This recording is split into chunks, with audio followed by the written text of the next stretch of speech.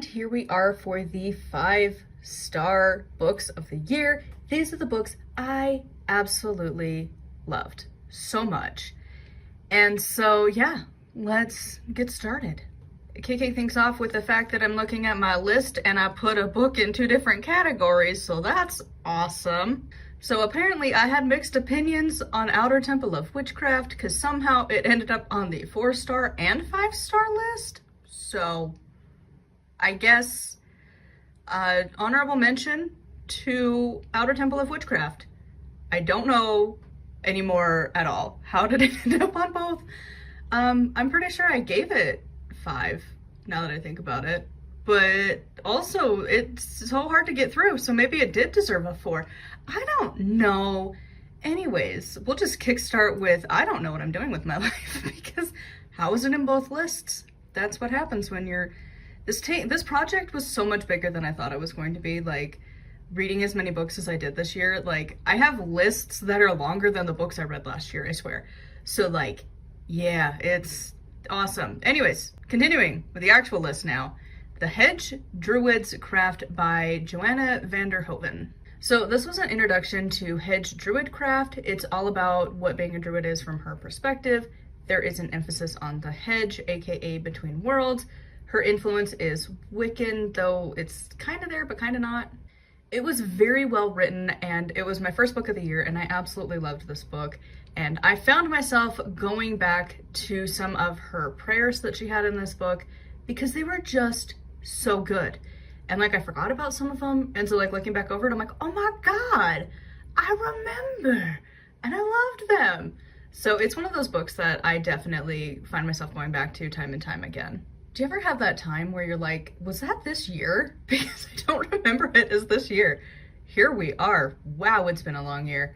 The Horned God of the Witches by Jason Mankey. So this book, we have got so many books that are dedicated to goddesses and types of goddesses. There are so few for the god.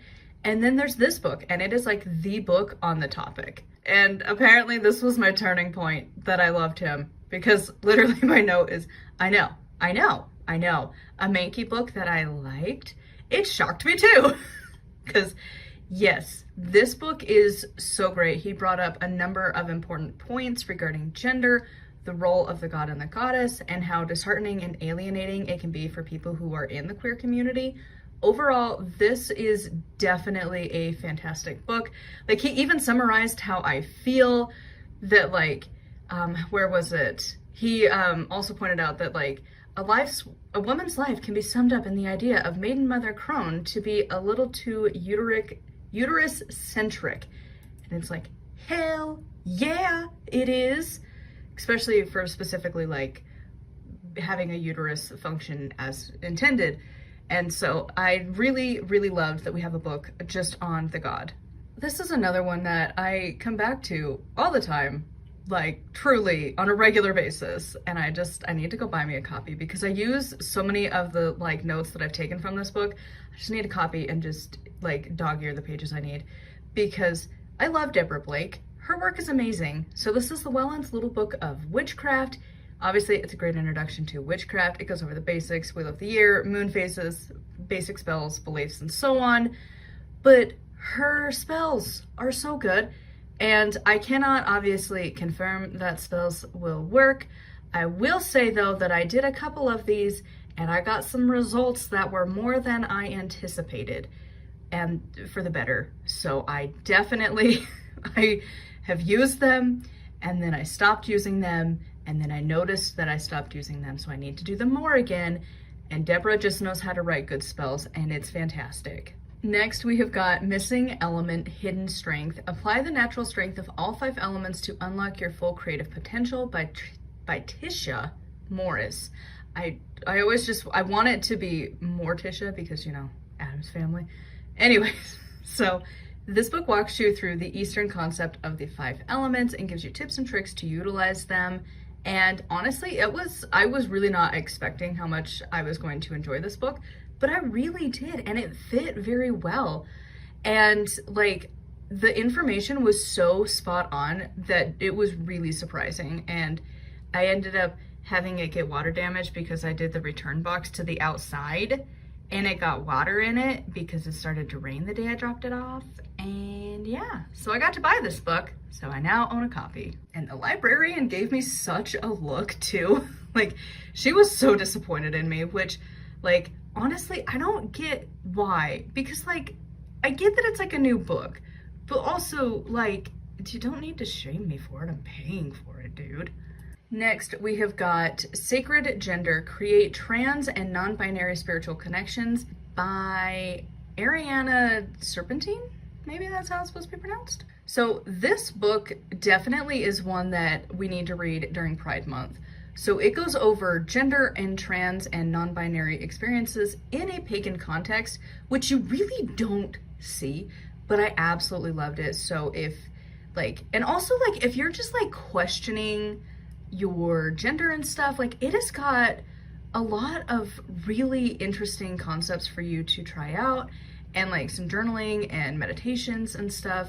It is a really good resource just for the queer community in general, but especially if you overlap into a Venn diagram between the queer community and the pagan community, you need this book. Next, we have got From Grief to Healing, A Holistic Guide to Rebuilding Mind, Body, and Spirit After Loss by Amanda MacKenzie. So this is the book that, like, I fully, completely needed so many times in my life. So this is a magical process to handle grief and everything that comes with it. I mean, it's got 10 chakras to help, like, process death, and it's got, like, how to process it with, like, I don't know, there's just so many different things in here. It was just so well written, and it felt like it handled depression, anxiety, shadow work, but also, like, the grief from, like, losing your job or a breakup. Like, there's so many things that can trigger grief, and it's got so many things. And, like, it doesn't obviously handle, like, the logistics of, like, when somebody dies. Like, my book does that, but I didn't go into a whole lot for grief, where this one, like, kind of, like, takes the torch and continues on, because it talks about, like, so much of the grief after the funeral, after the burial. So good. Meditation with Intention, Quick and Easy Ways to Create Lasting Peace by a person, because that name I do not know how to pronounce. So this book discovers the various benefits of meditation. Each chapter ends with a meditation technique aimed to be completed within 5 minutes or so. And, like, that timeline works so good for me, because, like, no matter what the day has been, I could fit 5 minutes of meditation. I don't care how tired I am. I could probably do 5 minutes, but, like, anything more than that, and it starts to be like, oh God, I don't know. But 5 minutes, you could do 5 minutes, and they were super simple and easy to follow. And honestly, like, it's such a good book. I really didn't think that I was going to like this book, but I ended up really loving it. Next, we have got I Can Do It by Louise Hay. This book I have such a bittersweet relationship with. It is one, I think I listened to this one, and it was like, I felt like I was a little more open to it than I had been in the past. Do I think she's completely true? No. Like, I've kind of settled into a more middle ground of, like, try and have a more positive attitude, but also, like, don't fight your negative thoughts. Like, they're there for a reason. They're trying to tell you something. Don't run away from it. Explore it and find out why and get to the root cause of it, instead of just, like, denying your current existence. And, like, I did a whole, like, 40+ minute video about it on Patreon recently. So I talked about that, of, like, the manifesting world where Louise Hay kind of fits into, and, like, reality. And so I ramble about it significantly over there if you want to check it out. But basically, this book, it has a lot of really, really, really good affirmations. Again, it's kind of bittersweet because, like, I have a few of her books that came from my mother-in-law. And so it's, like, this weird connection that I can kind of have with her through death, of it's like she never really accomplished a lot of, like, the spiritual goals that she was aiming towards. And so, like, it feels weird, like, I kind of get to carry that torch for her in a way, and, like, do ancestor work with her to be like, so this book, I actually got a lot out of it that you bought too. So maybe, you know, it's a weird conversation to be having at the ancestor altar, but I really, really enjoyed this book. This one is definitely, like, it's got a weird, okay, I loved this audiobook. However, as a person, she's now become a bit more controversial, and I don't completely agree with her mindset. I don't think it would have actually made much of a difference, but still, I don't know. I just feel like I should mention that. I love this book for what it is. So we're just looking at the book as itself and the time that I read it. I survived capitalism, and all I got was this lousy t-shirt, Everything I Wish I Didn't Have to Learn by Madeline Pendleton. This is a memoir with tips and advice for surviving capitalism when you're poor, and comparing it to Louise Hay, where you deny your current situation and you're constantly like, oh, just like gaslight yourself out of the situation. This is the opposite, and it's very like, it sucks to be poor, doesn't it? Like, truly, it's the worst. Oh my God. And she gives you like real world advice to handle being poor. And like, you know, it's one of those things where like, you don't even have to have the same lived experience, but like poor can recognize poor. And like, you have different levels, obviously, but also we can understand our world, and it overlaps significantly. And you're like, oh yeah, you know, dude. And it's nice to get a book written from the perspective. And then like, she gets out of poor, she's doing good. She's got a good business and she's running it really well. And like, it's one of those things, like, again, I don't agree with everything about her, but also like, wouldn't it be fucking awesome to have a job that everyone makes the same? Every single person, no matter what, you make the same amount of money. And like, you can see somebody struggling, so everyone like steps up to help that person. Isn't that just a beautiful dream? And like, if you don't understand it, you have not worked for a shitty enough person yet, because like and you maybe not have been poor enough to need that either, you know? It was just very cathartic to read through. This next one, it's another pride book, but honestly, y'all should read it. It's so good. So I Am Ace, Advice on Living Your Best Asexual Life by Cody, and I don't know how to really say his last names, so we're just not. But, or maybe, didn't he go, I think he might be non-binary now. Anyways, I'm sorry if I got your pronouns wrong. Anywho, this book is a fantastic resource for what is asexual, what is the spectrum within it, and like how to navigate life as an ace person. Because truly, it is not that easy. And the fact that there's such a huge spectrum, and he talks about it, there were terms I did not even remotely know existed. I still need to buy this book and just reread it around Pride Month, just to be like, Kate, now what were the options again? Because it's good to know. And like, if you're ever curious about, like when I mentioned that I'm an ace witch, like, here you go. This is a component of the many, many, many labels I give to myself. I have found that I've labeled into more specifics, but like publicly, I just stick with general of ace. And like, it's a really, really good book. And again, it's another one of those where it's like, we're a very small percentage of the population. And like, I don't know how many other like ace witches there are out there, because honestly, the pagan community, the witch community tend to be horn dogs. So like, when you're not, it's weird. But it's a really good book. I think you should read it just to understand another perspective. Next, we have got The Artist's Way, A Spiritual Path to Higher Creativity by Wijeyakumar. I went out and I bought this book, and that's the thing, is it's like, I just did not have the time to commit to this project. And I really wasn't sure how I started to feel about it, but in a general sense, this is very excited. Like, it's one of those things that it's like, if you are an artist of any kind, you're creative, and you're feeling like burnout, and you're feeling some blocks, and you're just really not sure how to handle it. Because again, like for those of us who, especially like for me, I was thinking about this for like rapid release authors, where you are relying on your creativity to get you to your next book in a month. Like, obviously you're gonna have some overlaps and stuff, but really you're hitting publish every single month. So like, you need to have your creativity on point, and the exercises in here I think would help to like actually work through it. I just never ended up finishing it because life happened, and I had a hard time of like, it was like to have like an artist date with yourself, and it's like, well, I don't have like money to do that, so like, how can I do that? And then I ended up hating the project that I started to do for that, so then I started to avoid it because I hated it. So it's one I could probably retry at some point, but I did go out and buy the book to actually do it. Speaking of buying books, this next one I did go and buy for the house. I gave it to my husband because he was loving this book too. So this is Runes for the Green Witch, an Herbal Grimoire by Nicolette something. I don't know, names. But this is a combination that you did not know that you needed. But if you are into the runes and you're into herbs, this is the love language between the two.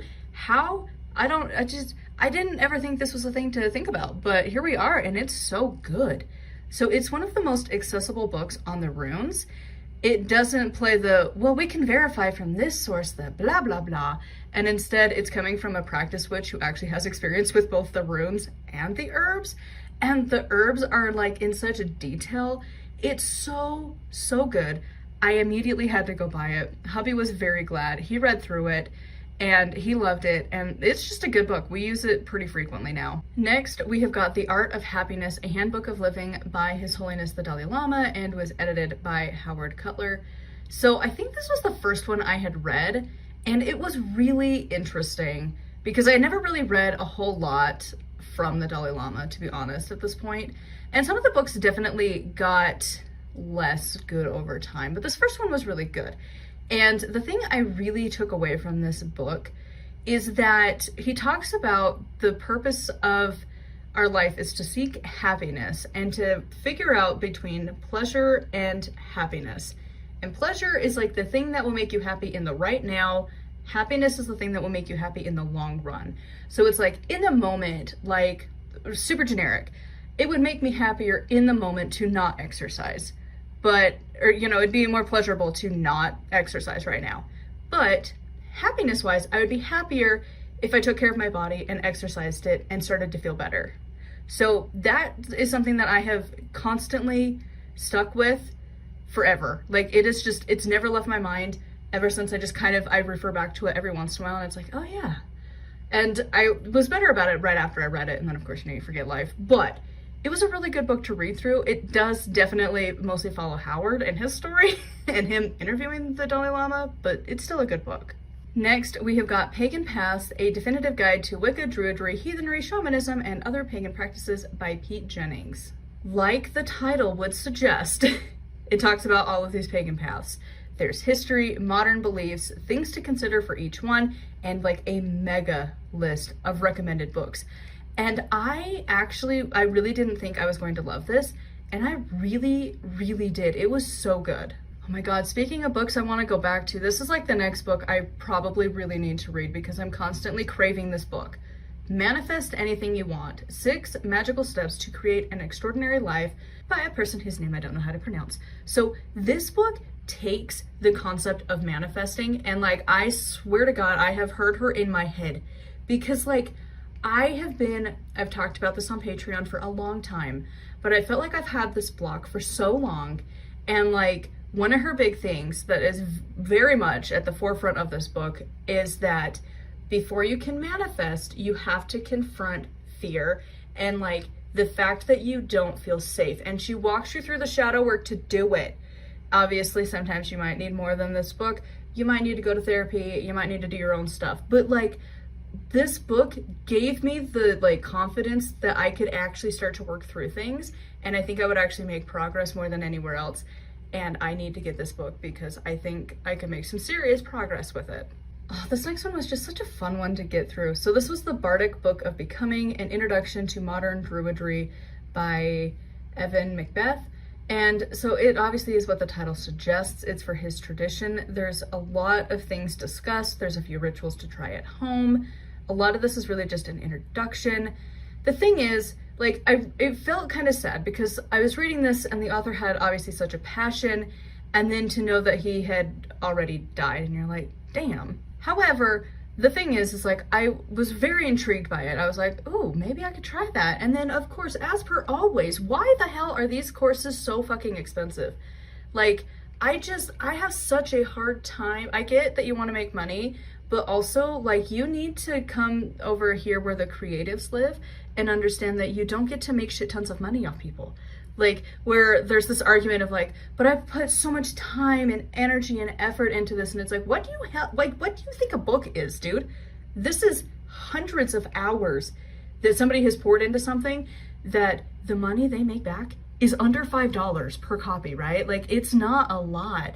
And like, especially if you go traditional, I'm pretty sure they take an even bigger cut, to be honest. off of the proceeds of your book, like they're gonna take a chunkity chunk before you get any, like, and that is so much work. I get it, but like, you don't see me charging, like the course, from what I could find online, is anywhere from $1,300 to $2,000 for a spiritual teaching. And it's like, what the F? Penczak's, his is like within reason. It's kind of expensive. I still can't afford it, but like, it's not that bad. For his Temple of Witchcraft thing, I think it was like, last time I checked, it was like $350 for a year, not thousands. I don't know why these Druid ones in particular, like why is it so expensive? I don't get it. You're not special. I don't care how like magically wowed I'm going to be by your program. I guarantee you it's super overpriced. There is no way it's worth that amount of money, because again, I work in a field that does the same thing. I put a lot of work into my stuff, and just authors in general. We put a lot of effort and a lot of hours into our stuff, and we make back literally like pennies. Like, especially like hardbacks, you make back even less. Like, it's just, you put a lot of money that, like, you put a lot of time and effort, you don't make a lot of money back. And I don't know, maybe they're trying to be selective. They only want to get rich people. I don't know. But it rubbed me the wrong way when I got to that point, because I had finished the book and I was liking it, and then I looked it up and I was like, oh. On a lighter note, I love Deborah Blake. So her new book, Llewellyn's Little Book of Spellcraft, so good. It's a fantastic book on what spellcrafting is really about. It gives you techniques, why you want to use tools, some basic advice, and it's also got a variety of spells to try at home. I've tried a few of these. They're freaking fantastic. I love her. I love her spells, her rituals. They're so good. I need Deborah to just write as many books as possible, please. Next, this is another one that I absolutely love and I need to just go buy.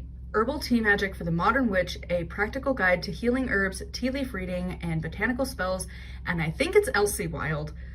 But again, my brain just short circuits. I suck at reading out loud anyways on a good day, but this name in particular, I don't know why, which sucks because I love her. So it's like, I need to know how to say it.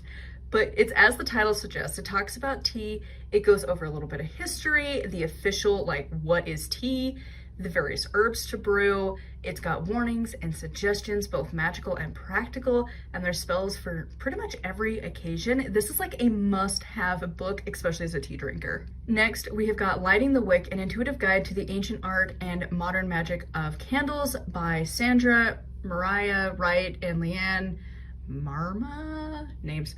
But this book discusses all things candle magic, their spells, they're like simple and complex, and there's a lot of helpful tips and tricks. And this is like the candle magic book to buy. And like, they know their stuff. They're two witches. I think they were both out in Salem, if I remember correctly. It was such a good book on candle magic. Next, going back to Miss Wilde with your name again, Elsie, I think is it. Anyways, she has Coffee Magic for the Modern Witch, a practical guide for coffee rituals, divination readings, magical brews, latte sigil writing, and more. It is so good. Once again, as the title suggests, it's a book on coffee, how to do coffee magic, and I love it. If you are a coffee drinker, I'm becoming one myself. I have at least 1 cup a day. It is such a book we need. It's so good. Check it out. We're not going to be talking for an hour. We have arrived at the last book of the year. So, Crystal Gridwork, The Power of Crystals and Sacred Geometry to Heal, Protect, and Inspire by, I think it's Kira, I don't know, Fogg. So this book discusses crystal grids. And I remember crystal grids being super popular when I was like maybe a couple years into being a witch. Everywhere was talking about it. There were so many channels on YouTube, Facebook groups, local events, all of these things, all of these courses on how to do crystal grids. And this, I think, is the best one ever. She talks about it in such a detailed way, but it's not overwhelming. And it's one of those books that I definitely, like, you need to buy it because it's just good. And like the pages have the whole thing that you can just like photocopy and like use it or just like trace it and use. And she goes over like such specific things. And then there's like 30 examples or so of like how to do it yourself. It's so good. So yeah, those are all of the fantastic books I read this year. I would love to know which were your top books of the year. which were your absolute favorites. I would love if it could be mine. I guess I could have added that to my list. I also loved my own books. I could be one of those people, even though they annoy me immensely. I love my books. Specifically, I have a soft place in my soul for Turning the Wheel because everyone apparently hates it, but they won't say why. Like, I have had so many returns on that book. I don't know if they're thinking wheel and then they think Buddhism, because apparently that's a thing, and they're like heavily disappointed, or if it's because the second book in Witchcraft. I don't know, but I love that book. I have used it ever since I wrote it. Like, I'm going back to my own rituals, my own concepts. Like, I wrote it down because it's what I do. So that's my favorite book of the year. Bitches, read it.